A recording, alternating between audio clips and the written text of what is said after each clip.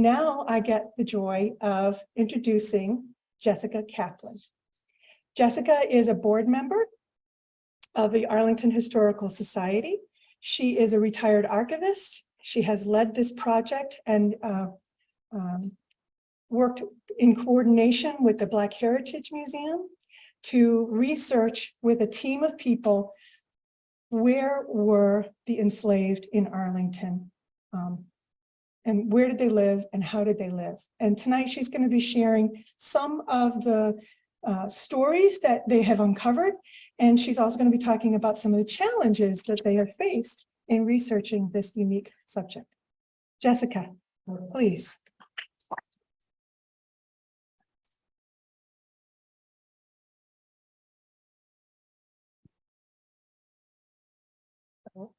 So kind of just. So do you want to, Mark? Okay. Sorry, now that we don't have this, I just need to get a little. Talk to the computer for the people on Zoom, talk to that mic for the people in the room. Okay. So talk between. Isn't this about the bottom tonight? Wait, no. Inside joke. I don't know if you guys saw, Arl Now had an article about the bottom, an article I'd written several years ago, which was a Black enclave up by Chain Bridge. And the county is looking at buying the property at this point, and they wanted some input on what would be the best use of that property. And it's a lovely sort of treat and canopy area right now with Kimmett Run running through it. And I did say to them that I thought they should leave it as a park, and that we needed signage there about the African Americans who settled there beginning in 1850. And hopefully a little archaeological dig for Patrick. Anyway, so just thought I'd start with that since we're wasting a little bit of time. Okay, I am going to start memorializing the enslaved in Arlington. So first of all, thank you for having me tonight to talk about memorializing the enslaved in Arlington. It's a project to recover the history of our county's enslaved people and to honor their contributions. So before I begin the talk, I wanted to introduce you to my co-coordinators on the project. Neither one is physically in the audience, but their names are Tim Aiken, and I know he's online, and hopefully Scott Taylor of the Black Heritage Museum of Arlington is online as well. Tim is the one who brought the idea of this project to the Historical Society, and the minute I heard about it, I knew that I had to take part in it, and it just was close to my heart. So thank you, Tim and Scott, because this project would not be happening without them. Okay, how do I progress this? The arrow key down by the computer. Where? Oh, there. Okay. Whoops, one too far. Okay, are most people able to watch this on their phone? Yes. Okay, so I'll try and give you visuals if I can. So right now there's a picture of 3 enslaved people in front of Arlington House. It's Selena Gray. And that's the visual. And this is what I'm going to say. Tonight, I'd like to introduce you to the purpose of memorializing the enslaved in Arlington. I'd like to update you on what's been done when the project started about 1.5 years ago. And I want to let you know what our hopes are for the future. So the history of slavery in Arlington is not a light topic, but within the history, there were real people. And by finding their names and any other details we can about their past, we hope to bring them to life and to honor their humanity.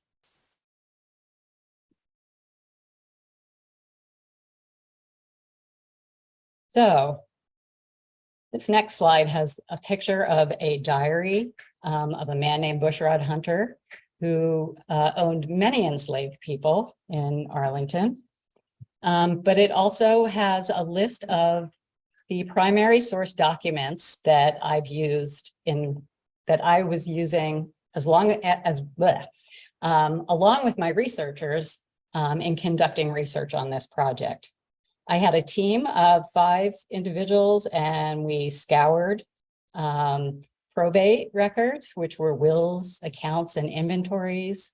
We looked at court records, manumission records, newspapers, diaries, letters, the census, maps, photographs, and illustrations, tax records, deeds and land records, vital records such as birth, death, and marriage records, and finally, even a few grave sites that still exist. So I would say the richest source of all those I mentioned were the probate records. And these are the administrative records when someone passes away. And they had the most names and the most information on relationships. So they're very useful, but also they were really heartbreaking because they always listed people as property, and it was just relentless and difficult to look at.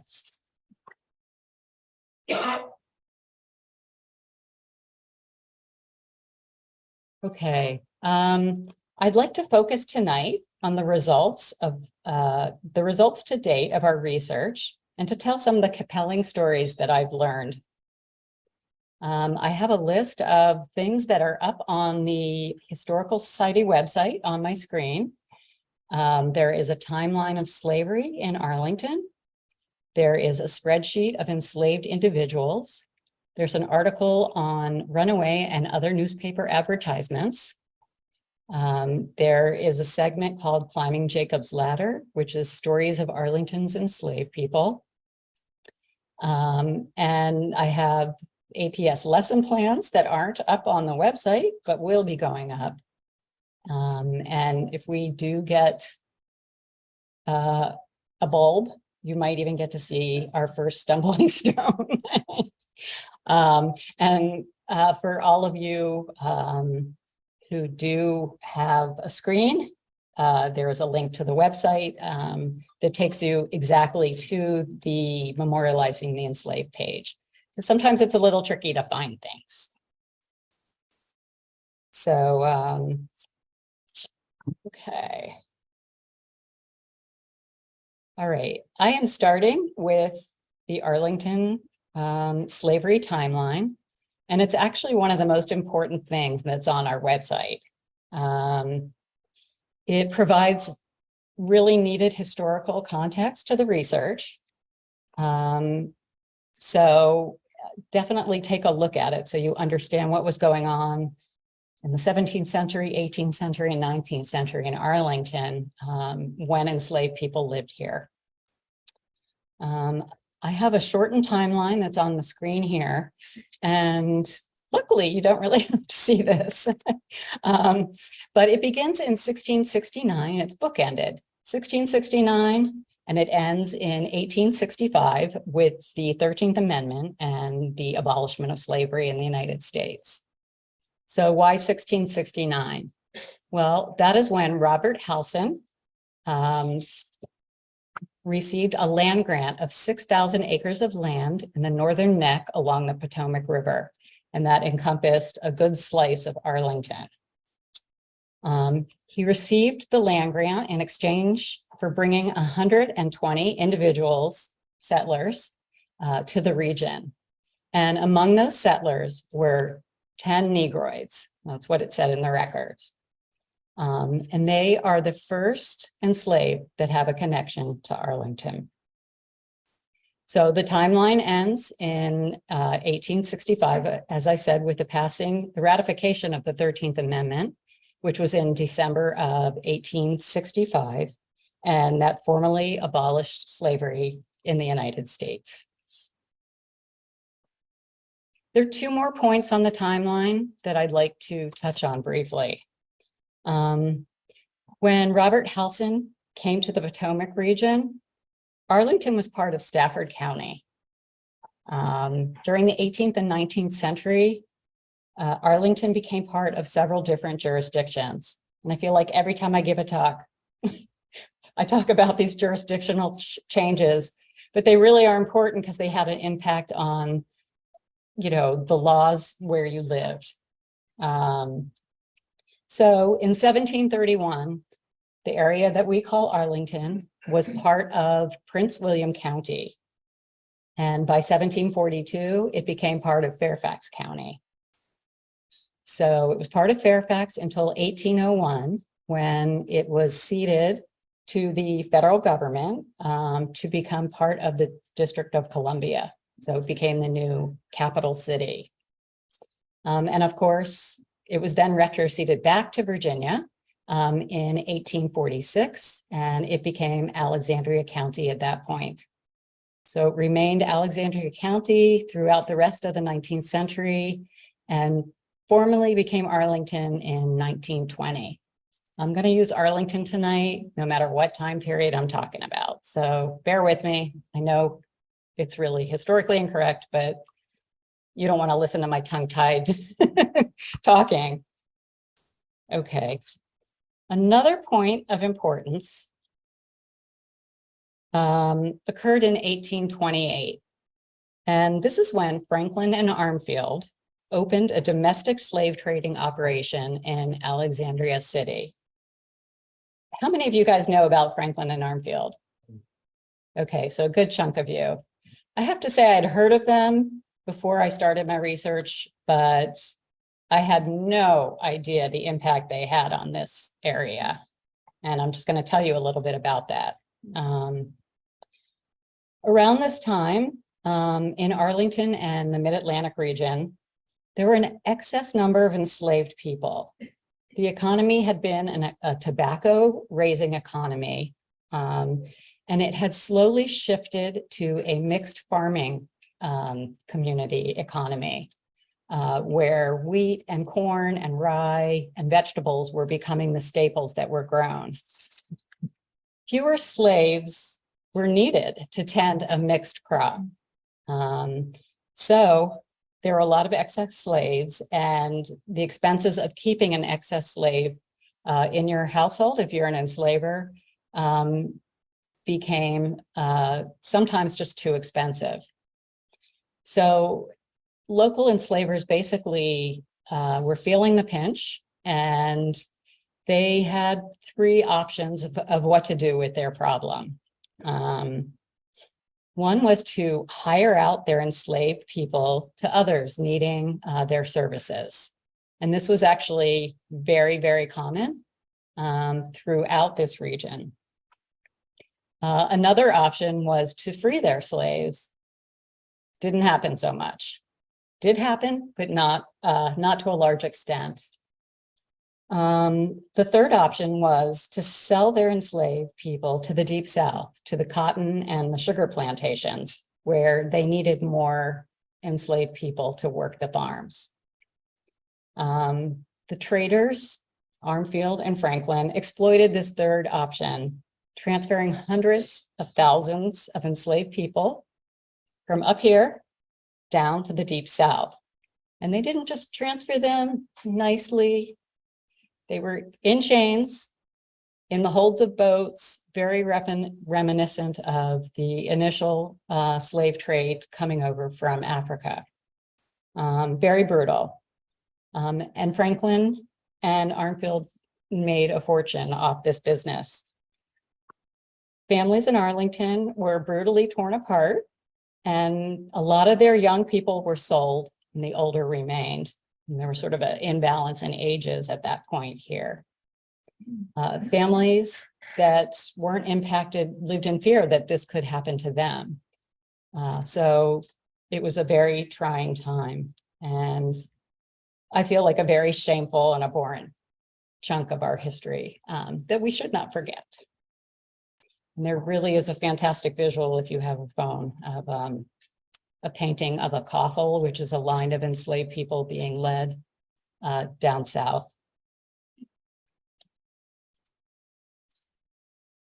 Okay, so now a little bit of the funner part. On my screen is a spreadsheet. And it's probably the most important resource that's on our website right now. And it houses all the raw data that we found during our research. And I want to thank David Fox, who's sitting, I'm pointing right at him, he's waving, because he made this spreadsheet a reality. I absolutely could not have done any of the computer work without him. He's just a whiz, and I can't thank him enough. You're going to be hearing his name several times tonight. Anyway, we hope this source is going to be really, really important for people looking for family, and for anyone interested in the study of slavery or local history in Arlington. The spreadsheet was inspired by enslaved.org, which is an open source database that's online.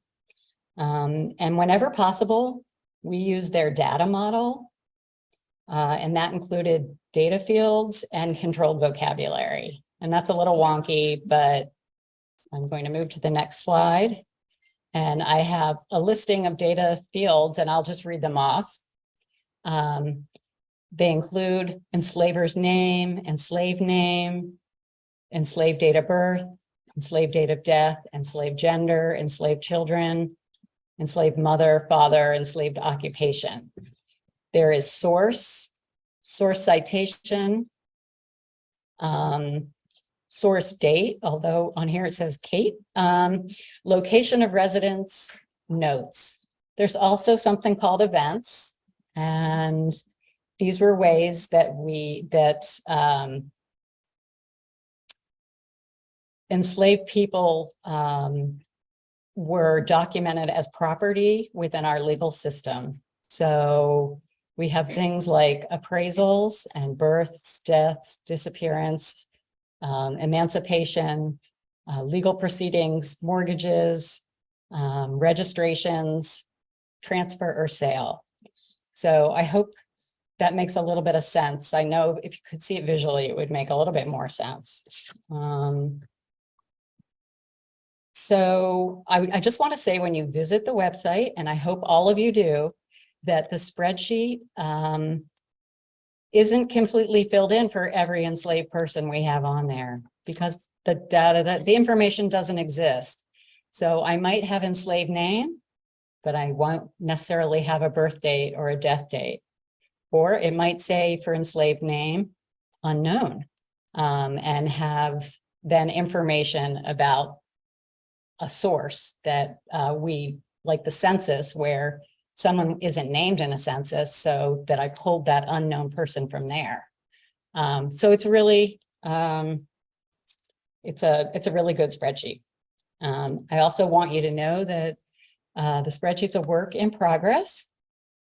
So we have a lot more census information that we need to put on the site, but I really wanted to get my information up there and get people interested in seeing what was going on. So up it went. Okay. So the next slide's important too. It's Arlington's enslaved population, and I'll just read it. So the first population tabulations I have are from 1749. And this is when Arlington was part of Truro Parish, which encompassed Arlington and a big chunk of Fairfax County. There were 1,674 enslaved people in Truro Parish, and that accounted for about 33% of the population. So my next data comes from the 19th century. In 1800, there were 297 enslaved people in Arlington, and that was 30% of the population. There were, in 1840, there were 290 enslaved, 20% of the population. By 1860, there were 265 enslaved. And I don't know if you've been able to tabulate in your head, but the numbers are decreasing. So slavery was actually very, very slowly going down in this area. or shall I say, the numbers of slaves was decreasing, not that slavery was going, it was going down, the Civil War was coming, but, okay. So the next slide is, it's about the findings of, preliminary findings of the data. And I've been able to, with the help of researchers, find about 1,500 enslaved people. There's going to be more. What I'm really proud of is that we found 800 named people, and those are 800 people that are no longer forgotten. So that is incredible.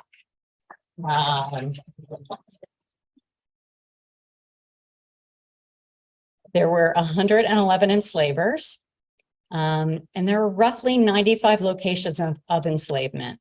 Some sites had multiple slave owners living there over time. So they're counted a couple times, but we're not going to worry about that now. 49 locations had 1 to 5 enslaved persons. 29 locations had 6 to 9. 10 locations had 10 to 15. And about 5 to 10 had 16 or more. The largest plantations had the majority of enslaved individuals. So the largest plantation would be, anyone? Arlington House, Abington. Okay. Okay. Abington, which, nope. Abington? No. It's just a technical problem of a night.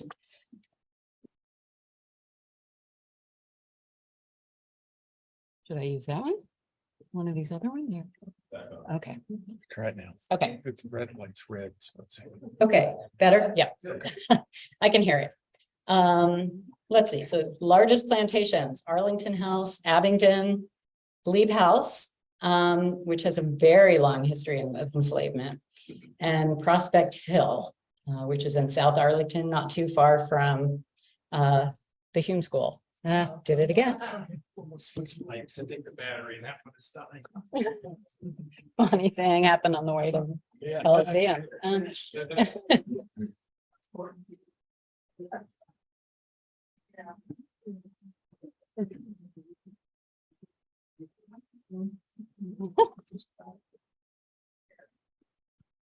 How's this? Can you hear me? No? For heaven's sakes. How about now? No, not on.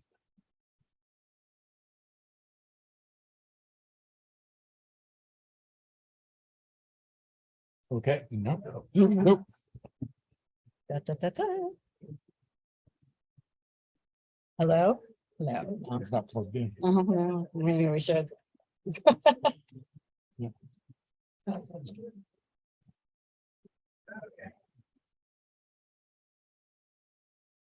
Just have to shout. Okay. I'm just gonna shout. Can you guys hear me? Yeah.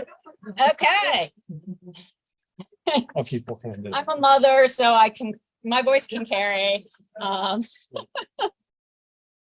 Anyway, a majority of sites were operated by enslavers that had a small number of enslaved people.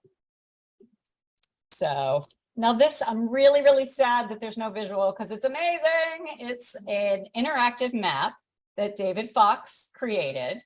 And basically it, thank you. Someone told me to move my slide. The map links to the data in the spreadsheet. So basically all the locations of enslavement are marked by little blue tabs, and you can click on the little blue tab and it takes you to that enslaver in the website and lists all their enslaved people and all the information we have on them. So it's very exciting and it's very new. So I hope all of you will go and try it out. I have a little demonstration, but of how it would work. So I think I'm just going to skip that because I think it would be too difficult. I just click on a few sites and we go through the documentation I have that pops up. Which is just cool. All right, another night. Okay.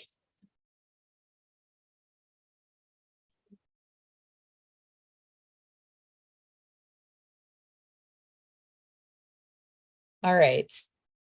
On my screen is picture of two runaway slave newspaper ads. And there's a title above it that refers to an article that's on the website about newspaper advertisements. And it was written by a woman named Rebecca Leet, a volunteer. It's a great article. Please check it out. It's got a lot of, oh, good. It's got a lot of different runaway ads and other types of advertisements like auction ads where they were selling people. And it's just really, I found quite a few names and a lot of information about some of the enslaved. I'm just going to read you a little portion of one of the ads to give you a flavor. So there's a $40 reward. Ran away while in the employ of Mr. John A. Summers on the 20th of February last. A yellow girl named Sarah, about 20 years of age, slender, narrow face, has a long underjaw and lip, and has a down look when spoken to, and a small speech and a small impediment in her speech, and has been raised as a house servant, is a smart, brisk girl. So right there, wow, that tells you so much about Sarah. The next person the ad mentions is her sister Rebecca, who's 18. I'm not going to read the entire thing. And she was a house servant as well for the brother of John Summers. The two young ladies fled their plantations, and they went to, it's inferred in the ad that they went to see their mother in Washington City. She calls herself Maria Simpson, and she lives in the valley northwest 6 buildings. No idea where that is, and I've Googled it. Does anyone here have any idea? That would, if you do, let me know. And I found that little piece about fleeing to their mother very interesting, because runaway ads really weren't always about people fleeing for freedom. They were about people running to go see their loved ones who they had been separated from. And it makes a lot of sense. And this area especially, DC was the main city, Alexandria was the city, but Arlington was very rural. People had homes in sometimes all 3 communities, and their family members were living in different areas. Other times they had been sold to someone in the area. The other ad I have is for a servant man. And there's a $50 reward, will be paid for apprehension of him. His name is Orville, provided he is secured in any jail so that I get him again. He is very like about the cities of the district or their neighborhood in Virginia, which has frequently been the case before. He left home on Saturday, 22nd of August, to visit his wife, who lives with the widow of the late Mr. Towers. Orville is a mulatto, not very bright, about 30 years of age, short and stout with a broad face, and I think a scar on the forehead. B.W. Hunter, Alexandria County, Virginia. So B.W. Hunter was bushrod hunter. He was the son of Alexander Hunter, and he was the husband of Alexander. The brother, I'll get it right. The brother of Alexander Hunter, who owned Abington in the 19th century, part of it. And when Alexander died away, B.W. Hunter's son inherited it, but he was under 18, so B.W. Hunter was operating the plantation during this time.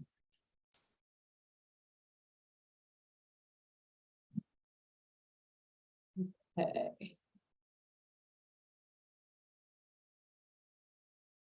I have a really lovely picture of Freedman's Village with a lot of the residents living there spread out in front of it. That was taken in 1863. That's what's on the screen. And this is for a section called Climbing Jacob's Ladder that has stories about the enslaved that I've been able to piece together using the documents that we've uncovered. And I say I, and that is totally wrong because a lot of these stories were written by volunteers. And of course, I had lots of help with research.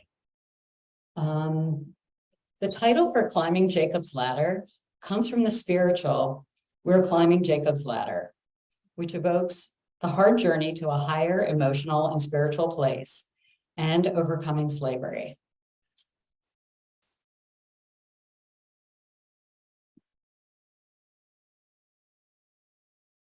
Okay, and before I get into the complete stories that we've gathered, I'd like to tell some small, undefined and abbreviated stories of the enslaved people from Arlington.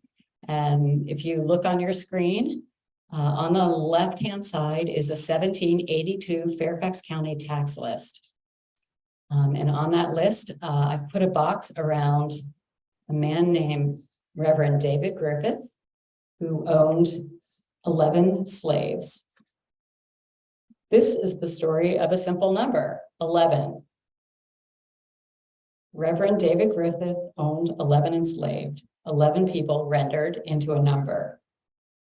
He was a man of God, the minister of the Fairfax Parish, who lived at Glebe House throughout the 1780s.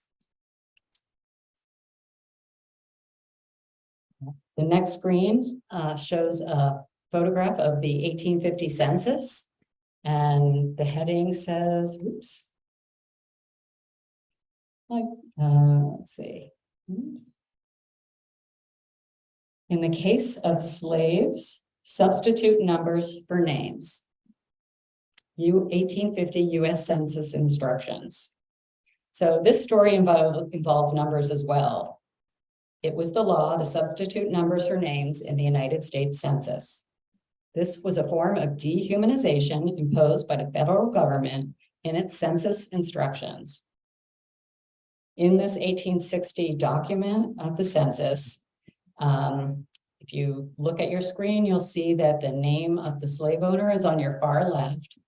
And under the slave owner, you have the enslaved people, and you get an age, you get a gender, and you get a color, mulatto or black. And that is it.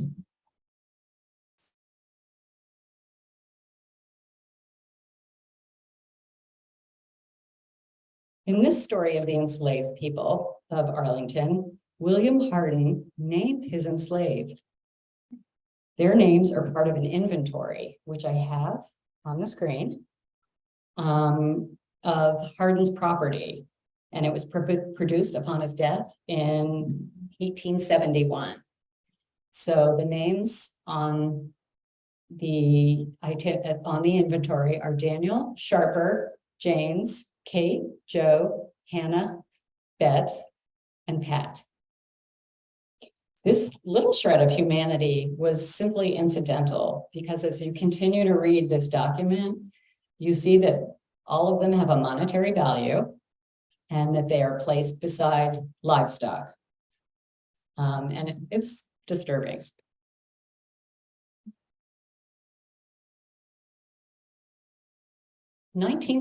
Century records provide more names and relationship information, a lot more detail on the enslaved than the 18th century ones. But they also provide a little bit more of the horror of slavery. What I have on the screen is the story of Eliza told through documents. On the left-hand side, I have an inventory from her first owner's probate records. And this was in 1818. It was a man named Archibald Taylor. And I've put a box around a woman named Eliza's entry here. It says 1 cow, $18. Monarchy and her child Eliza, $200. 4 years after this document, in 1822, Eliza and her mother were placed in a trust by Archibald's widow, Elizabeth Taylor. And it was for the benefit of her children. And the trustee was her brother, Samuel Birch, who didn't live too far from here. And he became Eliza's new enslaver. Over the years, Eliza remained with Birch and had 2 children. And in 1844, something rather extraordinary happened. And there's a document to the right of the screen, which is a Chancery Court record that describes this document, that describes what happened. Elizabeth Taylor's son, his name was William Taylor, abducted Eliza from Samuel Birch's farm and attempted to sell her south. He got in touch with slave traders and was about to make the transaction. Samuel Birch found out about it, ran to the county courthouse and stopped him with an injunction. So what's on the screen is the injunction. So he succeeded in keeping Eliza from being sold south, but every time I read that court document, I kind of feel the terror that Eliza must have felt when she was abducted. The next slide is of about a woman named Julia Roberts. And she was a remarkably courageous and woman of perseverance. And I really find her story inspirational. So on the left is a document. It's a deed of manumission that was executed in 1801 by Simon Summers. In the document, he frees, after 12 years, several of his current slaves. And when the children of these enslaved women turn 25, they can then be freed as well. I hope that makes sense. Julia was one of these children. In this document, Summers claimed that he was manumitting these slaves down the road because slavery was contrary to the spirit of Christianity and humanity. So as time progressed, many aspects of this deed weren't adhered to. And there was a change in jurisdictions, and you know what that means, trouble. So Julia turned 25, and her enslavers, Summers' daughter and son-in-law, refused to free her. So Julia turned to the DC court system. In 1842, she sued for her freedom, and the case was appealed all the way to the Supreme Court, and she won. So no small feat for a woman considered property.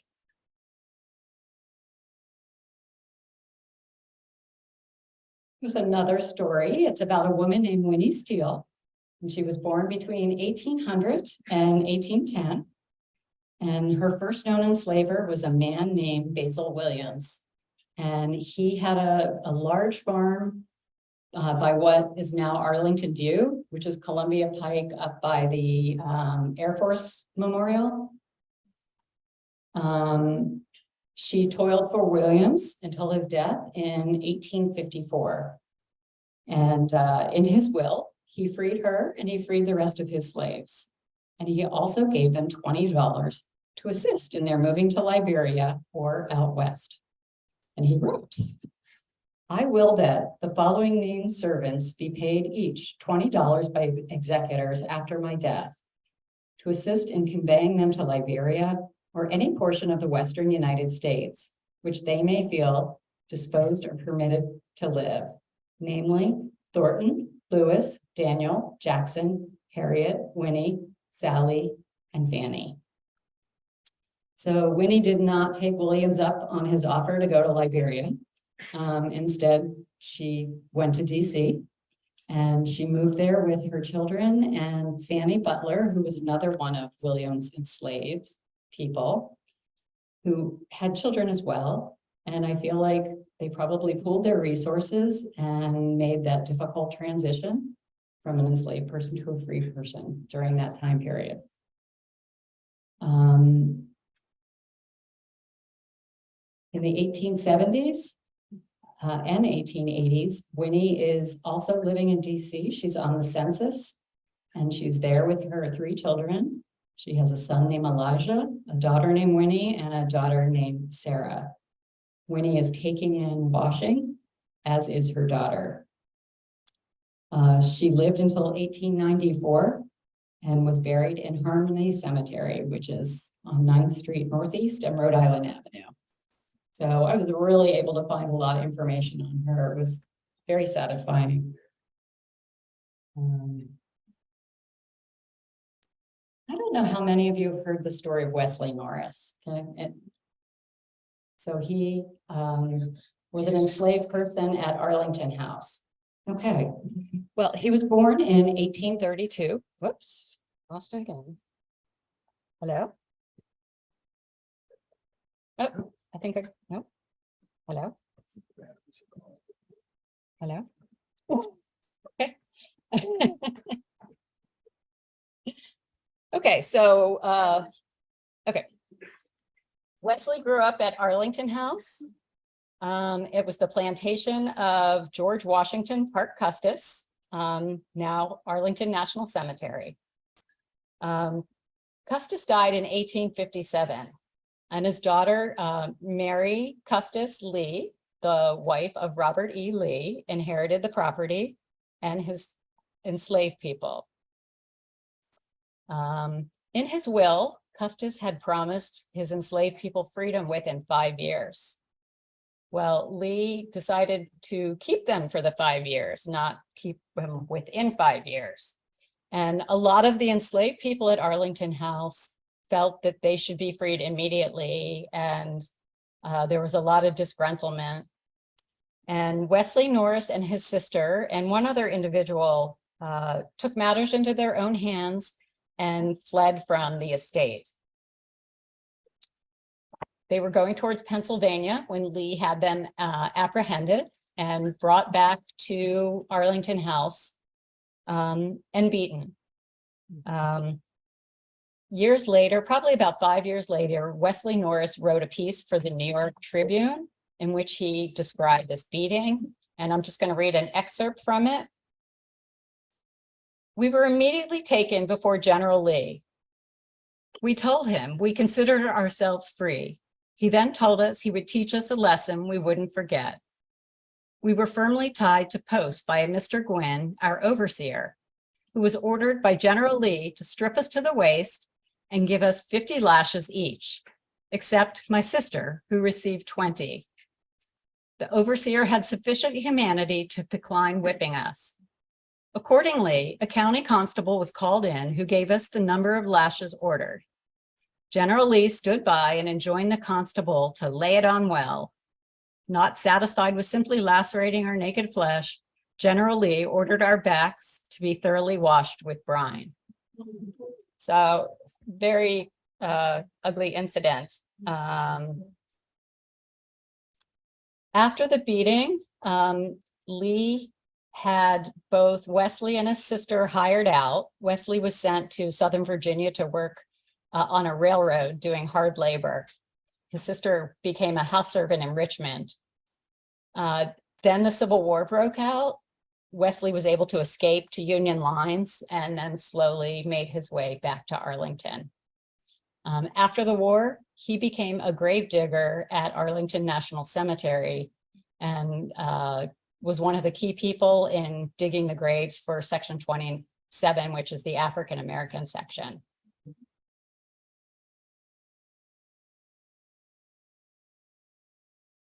So, you know, Lee only was running Arlington House for a few years. It really was the Custis Mansion throughout, you know, the rest of the century. But he did manage to make a lot of trouble in those years.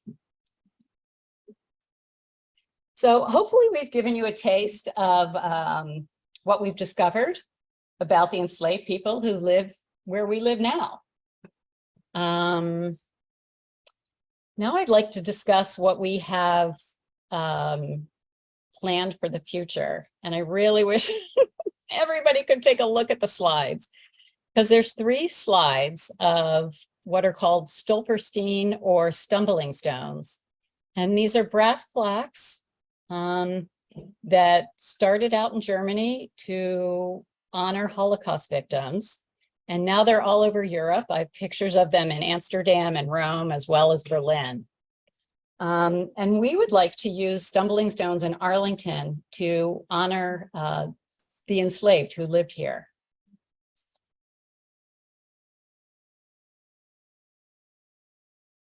So there's a photo of our first plaque.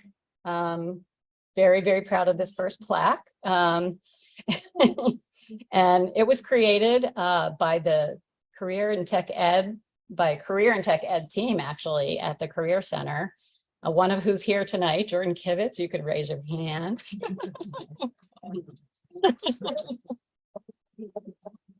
Both the Career Center, WL, and probably 1 or 2 middle schools are going to be involved in manufacturing the stones for us, which is really quite exciting. And we believe they're going to be really powerful teaching tools, because as students manufacture these plaques, they're going to learn about the life of the enslaved person who's on their plaque. So like, what could be more meaningful?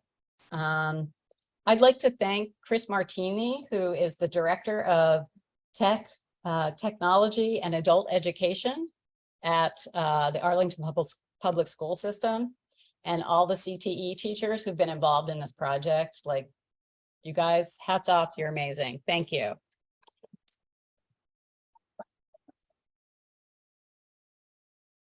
We would like to place our first stumbling stone this fall at the Ball Sellers House.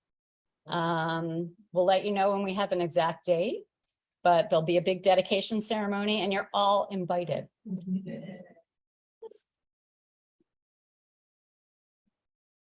All right. In addition to creating stumbling stones with APS CTE teachers, we worked with social studies teachers last year, and we produced lesson plans. They produced lesson plans on slavery in Arlington. And we're really excited that they're going to be taught in a few of the classrooms this year. And on the screen is the front page of one of the lesson plans. It's the high school version. So that's pretty exciting.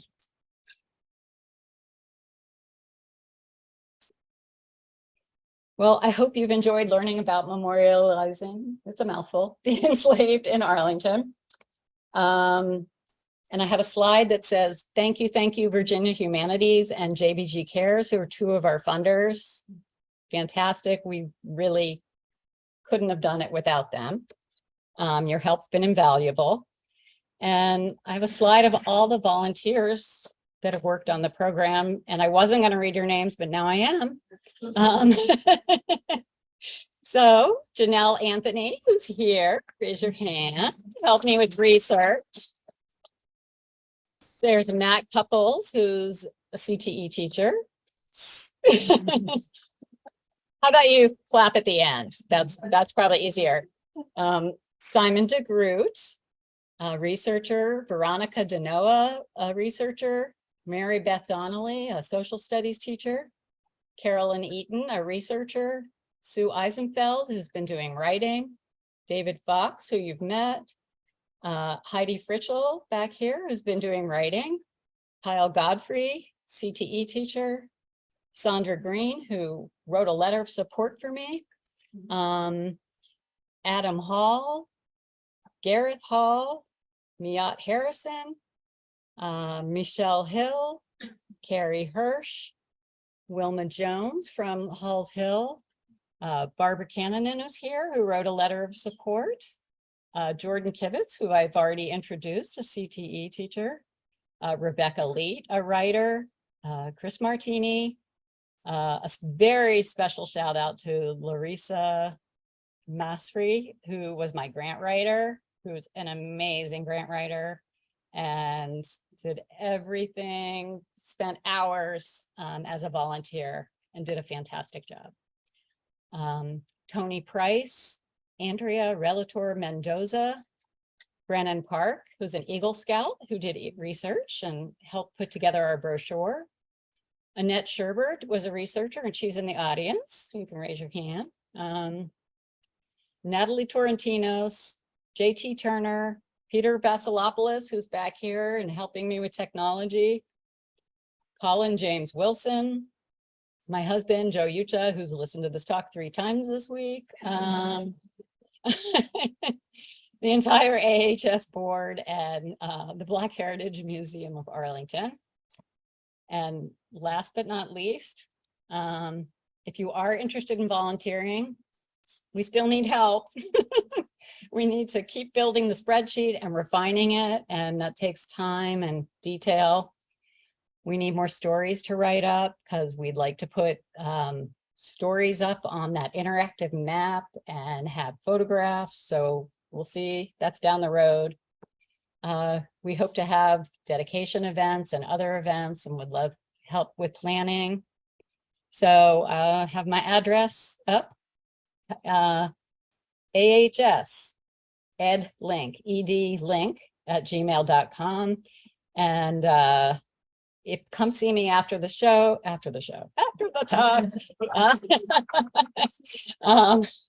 If you want me to give you that again, or I can just get your information tonight. You can also contact the Black Heritage Museum, Scott Taylor.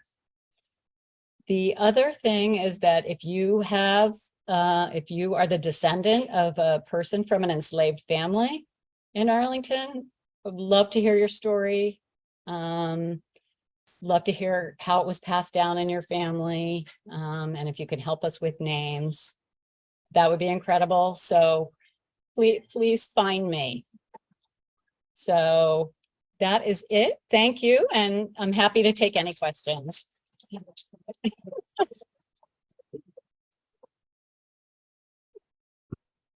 I have to do our bowl. Yeah.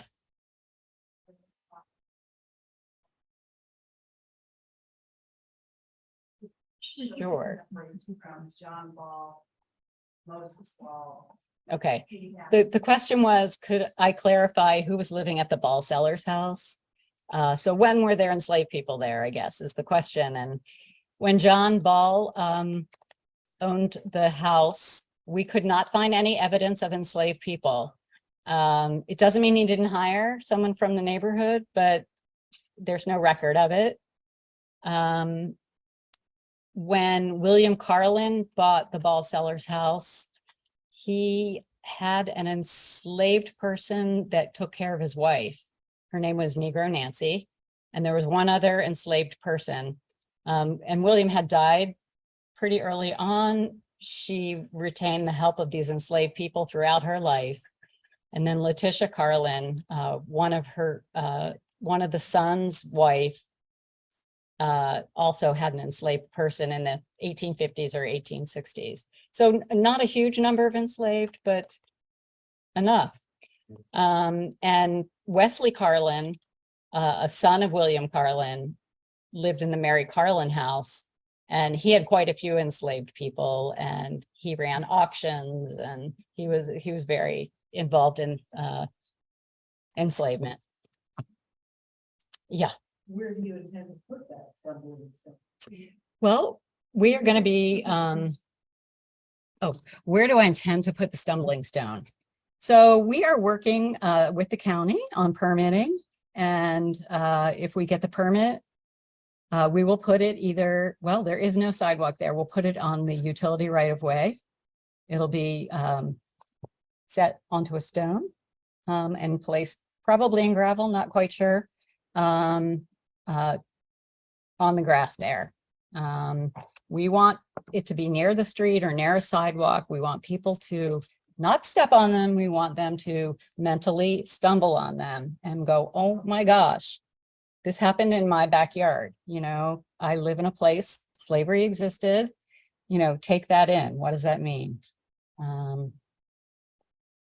Yeah, I'm so glad you said not Stephanie, because that was my first thought, was, oh my gosh, enough, and then walking on there. it's a mental stumbling stone. And what they found in Germany is that people come and polish them. You know, it's something that the whole community has taken ownership of. So it's quite lovely. And they've also found, they did research, I think it's Dusseldorf, that incidents of violence against immigrants went down in that city after they started placing stumbling stones. So I find that very heartwarming. And Karen.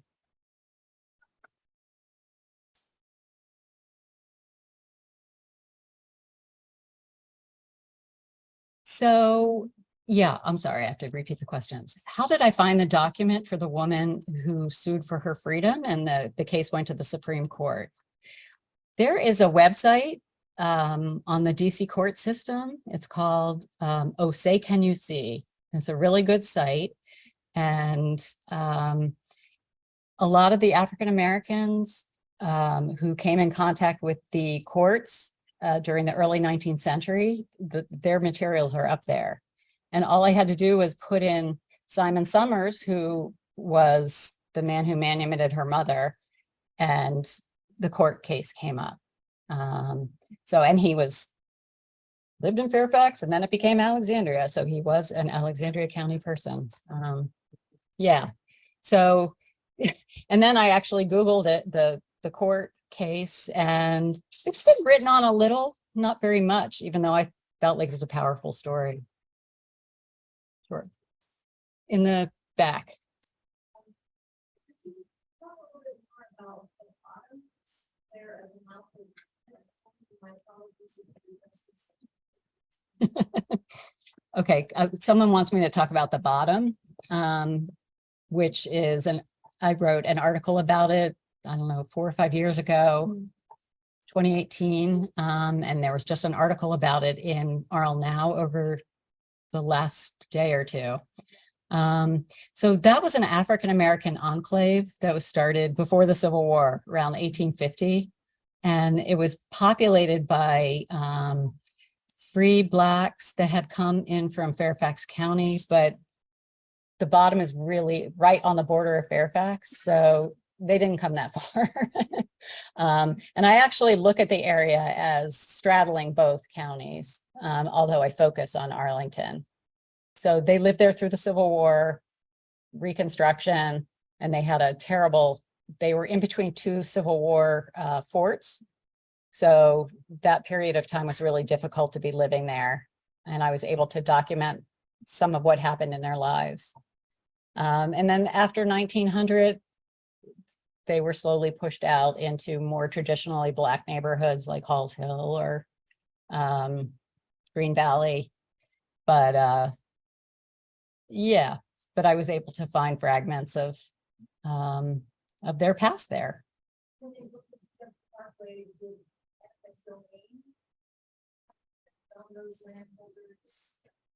It was mostly bought up by developers by that time, but there was one family left there. So yeah, it did have an effect, but small. And then VDOT bought a portion of it. And now VDOT has given Arlington County first rights to buy it. So we'll see what happens. There's a county council board meeting this Saturday. If you have an opinion on what should happen, go. Yeah. I assume that your presentation visuals will be available on the website. I'm wondering how long the policy is for the organization. How long for that? Forever. We keep it up on the website forever. But Annette, do you have an idea of when it'll go up? We're all volunteers here. Yeah. The Northern Virginia Regional Park Authority has a similar program for the Carlisle House. Called Tell Me Your Name. Oh. We had identified 67 enslaved people who were at the Carlisle House in the province of John Carlisle. when we hired Matty McCoy, we found 40 more names. I was just wondering if you had any contact with Matty McCoy. No, but maybe I will. You know, he owned land in Arlington, a lot of land in Arlington, but it just didn't seem like he lived here himself with his enslaved people, that it was, you know, he would rent out to tenant farmers. You're talking about. Carlisle, John Carlisle. Oh, I didn't repeat the question. So the question was, a gentleman here volunteers at the Carlisle House, and they have a naming program for the enslaved that were enslaved by John Carlisle. Any other questions? Yeah. Did you find any information on enslaved people that might have escaped to the British during the War of 1812? Did I find any enslaved people who would have fled to the British in the War of 1812? No. So I recently found out that Mike Lee, Okay. Frank and Lucy Lee's son, who went to what's Nellie's house? Nellie, Woodlawn. They went to Woodlawn. Woodlawn, okay. There, but their son Philip went to Arlington. Okay. Okay, he went to George Wash's house. Okay, I know. Wait, that his Custis son- or Huh? to Mount Vernon or No, Arlington House? When they divided up all the enslaved, well, Frank was Washington's slave, so he was free. Lucy and her 4 kids were Custis's.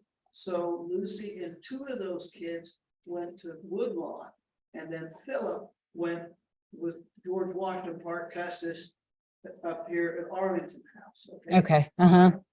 Well, I recently found out that Mike had escaped from Woodlawn and went to the British, and we find him up in the Halifax, Nova Scotia. And he supposedly got on board the boats when they were at Alexandria, the British fleet there, okay? So I always wondered, since Philip was the only one that was at Arlington, I wondered whether Mike tried to go up to Arlington and say, hey, I'm leaving. You want to go with? Right. No, but that's why I asked. Yeah. No, I had a difficult time finding things like that. Also, I looked at the Revolutionary War period and didn't see much action here that I could focus on, as you know, with the British, you know, providing freedom for African Americans. Yeah. If you find anything, please let me know. Sure. Yeah. So there's a follow-up question, and he's talking about the Carlisle House. So in your database, is it truly the footprint of Arlington County today? Or do you gather information from Alexandria City within the District of Columbia? Well, I've tried very hard to just use Arlington's footprint from today. Not combining it with Alexandria City. Throughout the 19th century, Arlington was called the country portion of Alexandria. So a lot of times they differentiate in records, like so-and-so lived in the country portion. And I was able to get a little bit familiar with some of the names. And then that really helped me figure out a census is put together by where you live. So I could get to a certain point on the census and say, I've hit where Arlington starts because I know this name. And then figure that most people around the names I knew were Arlington, you know, from this area. But I did have some trouble. Like Upton Hill was partially in Fairfax and partially in Arlington, and I didn't know what to do. And then Peter Vasilopoulos said, you need to use those enslaved people. You need to have those names for those enslaved people. So anyway, the border area was difficult for me. So I might have gotten some enslaved people who really shouldn't be on my list, but then again, I might have missed a few. So And it's evolving, like you say, you're adding to it. It's a living document. correct. Yeah, in the back.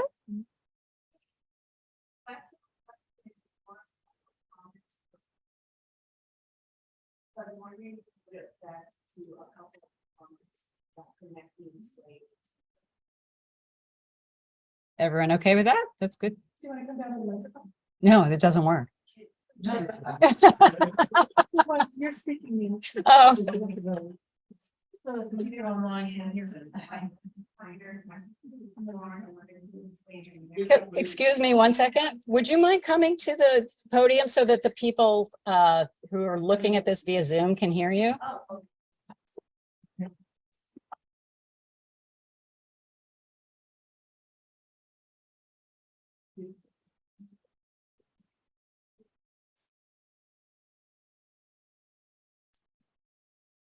So there is a man named Michael G. Shiner.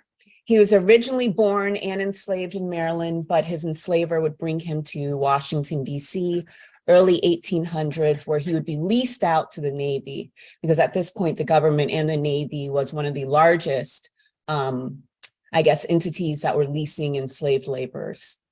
And so he would keep a journal for 60 years while enslaved. So there's an amazing military historian. His name is John G. Sharp. He would actually transcribe all 60 years of this journal and actually has put it out on the website if people are curious. The website is history.navy.mil. And so what we see in this particular journal, I've forgotten the year, it may be 1831. But in 1831, John G. Shiner's wife and 3 of his small children would actually be taken to Franklin and Armfield's office on Duke Street. And he would be one of the few people to be able to get his wife and his children out of this slave pen, because that's in part why Franklin and Armfield are so successful. So you mentioned the cotton boom, but in 1808, the international trade of enslaved folks was essentially stopped. You had some people who were doing it on the black market, but in general, it became far more lucrative for you to breed your enslaved laborers or to rent them out or to lease them. And so Franklin and Armfield essentially revolutionized the domestic slave trade after 1808. So they would start their firm in 1828. They would only be in business maybe 10 years.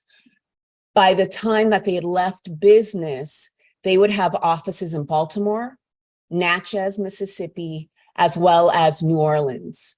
In fact, they would actually get agents. And so Austin Woolfolk was a prominent trafficker in Baltimore who actually ended up selling Frederick Douglass's aunt. But they would drive Austin Woolfolk and really small traffickers out of business who were reliant on the coffle system, which was mentioned earlier. So only the first year really that Franklin and Armfield used the coffle system, which required that they actually march physically their enslaved captives down to Louisiana, to Texas, Georgia, South Carolina. By the second year that they were in business, they were able to get their first ship. And I think by like 2 years into being in business, they had at least 4. So Michael G. Shiner's family would end up in Franklin and Armfield. He would be able to get them out, but his help was actually Francis Scott Key, who's at the time the district attorney of Washington, D.C. Yes. So I don't know how he necessarily had these connections, but they actually have the paperwork where Francis Scott Key put in, I guess, the legal paperwork to get them extracted. They ended up going from the Franklin and Armfield firm to like a small jail holding pen, but eventually you'd be able to get their family out. So yes, and so just so if anyone is interested in like Michael G. Shiner, I think one of the best ways to memorialize the enslaved is to actually read what they wrote, right? And so we have a man who was enslaved for so long. Like when he was writing, he was there for several inaugurations, including both of Lincoln's. He would be writing about the Snow Riot of 1834 or 1835, which was a major race riot in Washington, D.C. He would write about Nat Turner, which happened in 1831. So please check it out. And then the other thing, oh, say that again? What's your name? Oh, my name is Courtney Morris. I'm a stray. Shiner. Michael G. Shiner. And if you go to Navy Yard, that's where he worked in a paint shop. I think they have like a plaque or a sign dedicated to Michael Shiner somewhere there. And of course, the Franklin and Armfield Farm is a museum now. It does not actually focus on Isaac Franklin and John Armfield. It focuses more so on prominent African Americans and African American history in Northern Virginia. But on the first floor, they do talk about a little bit of their business and slave trafficking. And the other things I wanted to say, so Franklin and Armfield made so much money that their institutions and legacies are still with us today, right? So out of Isaac Franklin's money, we'd have Belmont University, right? Belmont, I believe, is in Tennessee. Okay. Out of Armfield's money, you would have the University of the South in Sewanee. I believe that is also in Tennessee. Armfield would get out of the business of slave trafficking and then go into hotels, which is interesting because for small-time traffickers, it was actually hotels and restaurants and taverns, but hotels that would, you could sell your enslaved laborers there, but they would also serve as a holding pen. So you would pay the proprietor a certain amount of money and they would hold your enslaved captives until you got enough that you wanted to sell and go somewhere else. And so he would open a resort called Beersheba Springs, which is still around today. It was purchased by the Methodist Church. Out of where one of Armfield's properties would be, it's now a wealthy gated suburban development with names dedicated in part to the men and slave trafficking. Tennessee, for Armfield, Tennessee. I think he named his plantation Bad Times. And so Isaac Franklin had a ton of property. He had at least 7 plantations in Louisiana. And he also had, I think, property or land in Texas and another state, I'm blanking right now. But the 7 plantations in Louisiana would be combined, sold to the state of Louisiana, and they would make it into Louisiana State Penitentiary. And now it's known as Angola, which happens to be one of the names of the plantations. So I thought those couple of things were kind of important. Thank you very much. You're up next, 2 months. All right. Last question. Is there one more question? No. Let's go. Yeah. Thank you, everybody.